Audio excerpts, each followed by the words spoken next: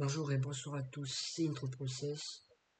Aujourd'hui, une nouvelle vidéo par rapport à des objets qu'on a eu au début de l'anniversaire et que j'ai oublié de mentionner dans les vidéos précédentes, alors que c'est deux objets qui sont assez cool, assez importants dans le jeu. Donc euh, on a eu ces deux objets là. Donc respectivement un perso qui est sorti avant l'anniversaire. Malheureusement il n'y a pas Séorine, donc ça c'est dommage, mais il y a Goto. Et on a eu aussi un ticket de sélection de l'arme du chasseur. Donc c'est l'arme de... Donc en gros il vous donne l'arme du chasseur que vous avez choisi. Si vous prenez le chasseur, c'est mieux d'avoir son arme. Donc il vous donne le chasseur et son arme gratuitement. Voilà, c'était gratuitement, c'était au début de la célébration en cadeau. C'était en préinscription. Donc ça c'est un sujet que j'ai oublié d'aborder. Je m'excuse, mais de toute façon, si vous regardez ma chaîne, c'est soit que vous êtes des amis à moi, soit que vous êtes perdu sur YouTube, parce que il y a des meilleurs vidéastes solo leveling que moi. Donc voilà, j'aimerais vous conseiller un petit peu sur quel hunter prendre, et du coup par conséquent quelle arme prendre. Donc déjà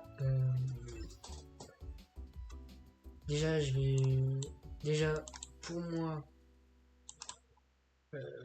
j'ai besoin de doublons sur Goto, donc pour moi je vais prendre Goto, mais vous ça dépendra de quel team vous jouez. Si vous voulez jouer une team au début du jeu vent, vous prendrez forcément Goto parce que c'est un très bon breaker. Et puis surtout, il y a le nouveau Hunter du mois prochain, à la fin de l'anniversaire. Ça va être un personnage de type vent. Du coup, ça va être un DPS. Donc, soit vous prenez Goto, soit vous prenez Ansemi. Sauf que Ansemi, c'est un support. Donc, le support, il peut, entre guillemets, attendre, même s'il faut pas trop traîner. Donc si vous avez eu dans vos invocations, si vous avez commencé le jeu, si vous avez eu dans vos invocations soit Goto, soit Ansemi, vous prenez, du coup, si vous avez eu Goto, Ansemi, si vous avez eu Ansemi, vous prenez Goto, comme ça vous aurez la team complète devant pour jouer les nards. Maintenant, pour jouer une team Fire, ce qui est le plus conseillé de commencer, c'est d'abord par avoir Kanae. Parce que Kanae, c'est le principal DPS de la team Fire. Ensuite, on a Ezil en break et Gina en support. Donc, si vous voulez vraiment commencer à jouer une team Fire, prenez d'abord le DPS. Ensuite, concentrez-vous sur le break et le support. Vous pouvez faire comme vous voulez. Vous pouvez d'abord vous focus sur le support si vous trouvez que c'est plus intéressant, soit sur le break si vous trouvez que c'est plus intéressant. Pour l'instant, pour la team Fire, ce serait plutôt sur Kanae, sachant que c'est avec la Chain qui est sortie à l'anniversaire. Elle est passée deuxième en termes de plus grand DPS du jeu. Donc, pour l'instant, si vous voulez jouer Team Fire, concentrez-vous sur Kanae. Ensuite, je vais parler de Team Light. La Team Light, elle a beaucoup de personnages, enfin beaucoup, oui et non. Mais elle a 6 personnages au total, il me semble. Donc il y a Chae, du coup comme ça. Elle est donnée maxée normalement. Quand on débute le jeu, on a des quêtes à côté pour devenir plus fort. Donc normalement vous n'avez pas besoin de choisir Chae. Maintenant Beck. Beck, il se fait trop vieux pour break et il est efficace en boss de guild, mais ça s'arrête là. Donc si vous prenez déjà vous prendrez pas Beck sur le coup, je vous garantis. Parce que en termes de break, d'efficacité de break, c'est Moguli. Voilà. Ensuite, j'ai parlé des DPS, mais j'ai pas parlé du meilleur DPS du coup par rapport à Thomas André, par rapport à la Team Light, pardon. Le meilleur DPS de la Team Light, c'est Thomas André. Thomas André, voilà, il l'appelle comme ça, donc on va l'appeler comme il l'appelle, Thomas André. Donc, niveau DPS, vaut mieux prendre Thomas André si vous préférez jouer une Team Light. Et je pense que c'est mieux d'avoir d'abord, pour commencer une aventure, d'abord il faut pour moi il faudrait d'abord se focus sur la team vent parce que c'est pour l'instant la team qui va être augmentée bientôt, mais du coup je vais revenir sur Thomas. Donc Thomas, lui, c'est un excellent DPS. Il s'assoit vraiment à la table de Kanae et de Chain maintenant. Il est un tout petit peu plus bas, mais ça se joue en termes de sa défense. Donc,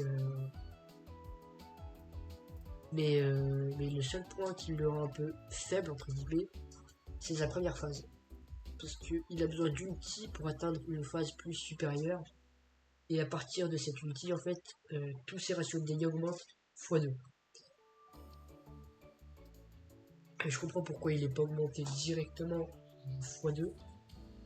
Parce que sinon ça serait trop peu fait. Il a déjà des ratios de dégâts énormes, alors si vous faisiez en x2, c'est juste terminé. Bon, maintenant on va passer au support de type light. Du coup il y a soit Min, soit Shimizu. Et alors pour moi, Shimizu, c'est le support spécial du coup light. Mais pour moi, le support qui passe un petit peu partout, c'est Min. Min, lui, il est un petit peu passe-partout, il passe dans toutes les teams, c'est le support principal du jeu. Vous l'avez au début, vous êtes très bien. Donc voilà. Ensuite, du coup, j'ai parlé de Team Vent, j'ai parlé de la Team Feu, j'ai parlé de la Team Light. Je vais parler du coup de la Team Dark. Pour moi, la Team Dark, pour l'instant, c'est la pire. Il y a deux teams que tu peux faire. C'est Isla Wright, c'est Harper et c'est Charlotte. Sauf que je vais rétablir la vérité tout de suite. Hein. Jouer des lolis, pour moi, c'est vite chiant. Voilà. Surtout que...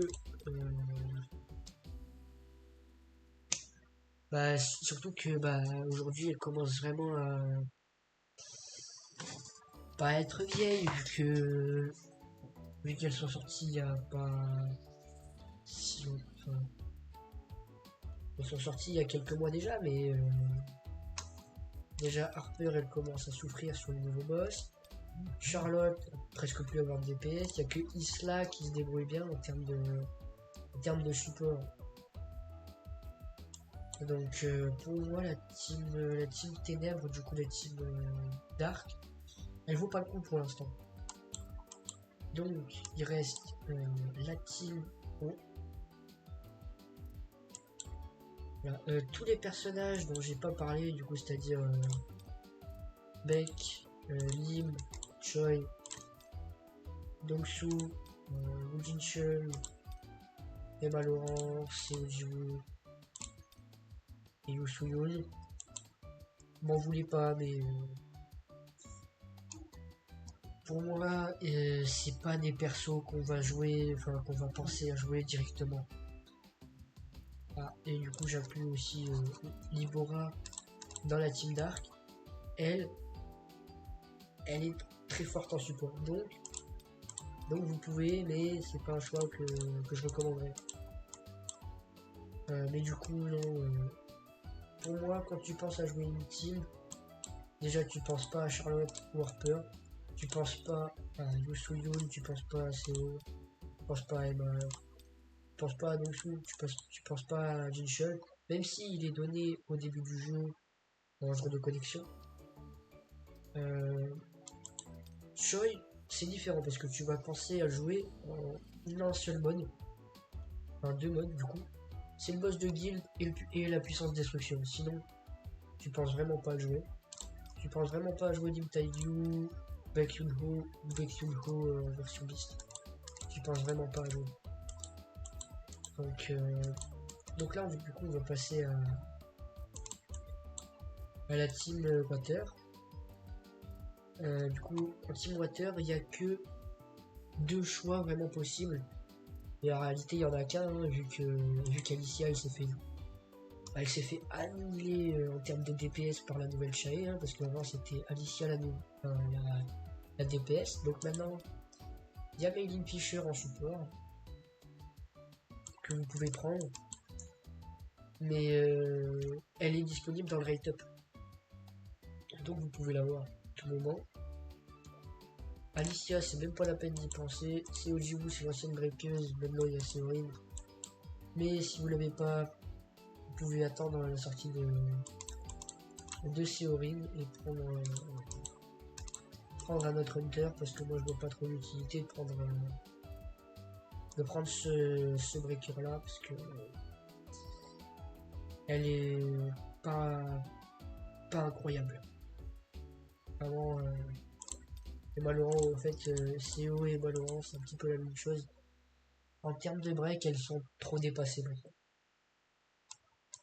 Donc, en termes de chasseurs que je recommande, ça dépend de quel team vous voulez jouer. Mais pour moi, si vous voulez jouer une team vent, Goto. Si vous voulez jouer une team Fire, c'est Kanae. Si vous voulez jouer une team Light, Thomas André. Si vous voulez jouer une team Dark, bah déjà vous n'allez pas la jouer. Et ça va plus être en support pour Shell, du coup Isla. Et enfin, si vous voulez jouer, préparer la team haut, du coup vous allez prendre les Fisher. Et si vous cherchez un support pour Shell, Blin. Et après, ça dépend de ce que vous avez en termes de personnages dans votre box. Moi je vais prendre Goto parce que du coup j'en ai besoin un petit peu, parce que l'avoir avec un doublon, ça devient fatigant. Voilà. J'imagine que oui. L'animation de Goto, elle est toujours incroyable. Maintenant, du coup, on va passer à l'arme. Donc, moi, je vais faire une petite coupure et je reviens. Alors, du coup, j'ai regardé au niveau des armes ce qu'il me fallait moi. Déjà pour pas faire de conneries, de dépasser certains trucs d'armes. Parce que c'est assez compliqué après de tenir des ressources d'armes. Donc, si tu les gâches, c'est un peu plus compliqué. Mais du coup, par rapport aux armes, en général, quand on prend un chasseur, du coup, comme je vous ai montré, on prend son arme juste derrière. Que moi, je vais pas prendre Goto, clairement, parce que déjà, je l'ai 5 doublons. Et je vois, en fait, au-delà de 5 doublons, tu peux l'avoir avec plus d'étoiles, mais ça va te rajouter quelques stats bonus, genre 5% à chaque fois, non 3% à chaque fois. Ça se cumule jusqu'à atteindre, je sais plus exactement c'est combien, mais À la fin, tu as 15% en PV, attaque et défense supplémentaire. Pour l'instant, tant que j'ai pas mes armes maxées plus avec 5 étoiles, je me concentre pas sur les étoiles supplémentaires. Donc, vous, si vous n'avez pas l'arme de Goto, forcément vous allez prendre Goto. Parce que c'est mieux forcément d'avoir une arme maxée qu'avoir une arme avec 5 étoiles plutôt qu'avoir une arme à 10 mais ne pas avoir une arme simple. Je sais pas si je m'exprime bien, mais par exemple, imaginons je n'avais pas l'arme. Je vais le prendre avec un truc utile plutôt parce que ça va vous embrouiller. Imaginons que voilà, j'ai en arme du coup de Thomas. J'ai la possibilité d'aller au-delà des 5 étoiles, mais par exemple il me manque l'arme de Goguni, je ne l'ai pas.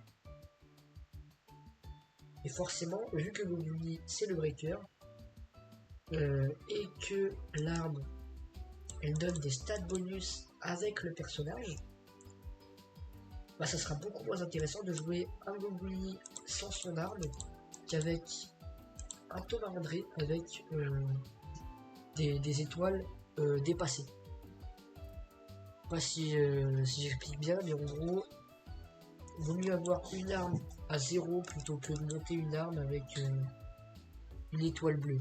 Puisque quand on monte au-dessus, c'est des étoiles bleues. Donc, vous faites comme vous le sentez. Moi, je pense prendre l'arme de Ezil comme ça, soit l'arme de Ezil, soit l'arme de Alceli, parce que du coup, prochain looter, ça va être Lennart. Donc pourquoi pas. Donc, soit Ezil, soit Alceli, soit Meilin. Meilin, pourquoi? Parce que là, on est dans une méta haut. Donc, forcément, si elle a son arme maxée, la méta haut va exploser. Donc, moi j'hésite entre ces trois-là. Mais vous prendrez l'arme du chasseur que vous avez pris. Parce que déjà c'est mieux, ça donne des stats. Et puis surtout, c'est toujours intéressant d'avoir l'arme du personnage. Voilà. Donc je vais faire mon choix en off. Et je reviens tout de suite. Ok, alors après une longue minute de réflexion, j'ai fait mon choix. Et mon choix va se porter sur...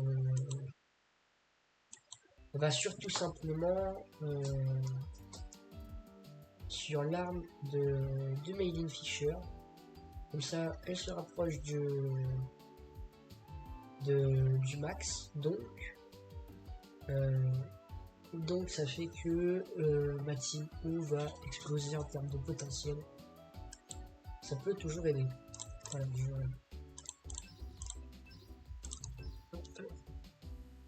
donc là j'ai l'arme de Meilin et j'ai récupéré du coup un exemplaire de Goto. J'espère que j'ai pu vous conseiller sur